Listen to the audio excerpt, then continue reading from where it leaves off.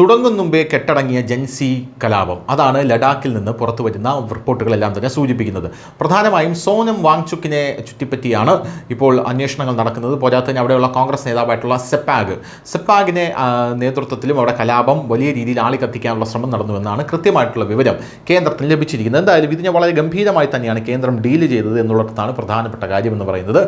സോനം വാങ്ചുക്കിന് ഒരു കമ്പനിയുണ്ട്. ആ കമ്പനിയിലേക്ക് ഈ കലാപത്തിനായിട്ടുള്ള ഫണ്ട് വന്നിട്ടുണ്ട് എന്നാണ് ഇപ്പോൾ CBI അന്വേഷണത്തിൽ കണ്ടെത്തിയിരിക്കുന്നത്.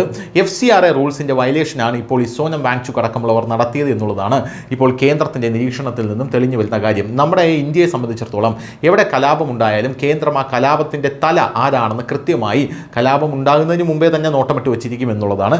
എന്തായാലും ലഡാക്കിന് സംസ്ഥാന പദവി നൽകണമെന്നും ഭരണഘടനയുടെ 6ാം ഷെഡ്യൂളിൽ ഉൾപ്പെടുത്തണമെന്നും ആവശ്യപ്പെട്ട് ചൊവ്വാഴ്ച നടന്ന അക്രമാസക്തമായിട്ടുള്ള സംഘർഷങ്ങളിലും 4 പേർ കൊല്ലപ്പെടുകയും 70 പേർക്ക് പരിക്കേൽക്കുകയും ചെയ്തു. ഈ സംഭവങ്ങൾക്കെല്ലാം ശേഷം ക്രമസമാധാനം നിലനിർത്താൻ ഭരണകൂടം ഒരു പ്രധാനമായിട്ടുള്ള തീരുമാനം എടുത്തിട്ടുണ്ട്. ആഭ്യന്തര മന്ത്രാലയം ഒരു പ്രസ്താവന ഇറക്കിയിട്ടുണ്ട്. ലഡാക്ക് ആക്രമണത്തെക്കുറിച്ച് കേന്ദ്ര സർക്കാർ തുടർച്ചയായി സംഭാഷണ പ്രക്രിയയിൽ ഏർപ്പെട്ടിട്ടുണ്ടെന്ന് അതിൽ വ്യക്തമാക്കി. സോനം വാങ്ചുക്ക് സെപ്റ്റംബർ 10 നിരാഹാര സമരം ആരംഭിച്ചിരുന്നുവെന്നും എന്നാൽ അവരുടെ ആവശ്യങ്ങൾ ഇതിനകം തന്നെ ഹൈ പവർ കമ്മിറ്റിയുടെ ചർച്ചകളുടെ ഭാഗമാണെന്നും മന്ത്രാലയം അറിയിച്ചു. ലഡാക്കിലെ പട്ടികവർഗ സംവരണം 45% നിന്ന് 84% സർക്കാർ ഉയർത്തി. കൗൺസിലുകളിൽ സ്ത്രീകളുടെ 1:3 എന്ന രീതിയിൽ സംവരണം നൽകി. സ്ത്രീകൾക്ക് ധോത്തി, പുർഗി ഭാഷകൾ ഔദ്യോഗികമായി അംഗീകരിച്ചു. 1800 തസ്തികകളിലേക്കാണ് അവിടെ നിയമനം കൊടുത്തത് എന്നുള്ളതാണ് വേറൊരു കാര്യം.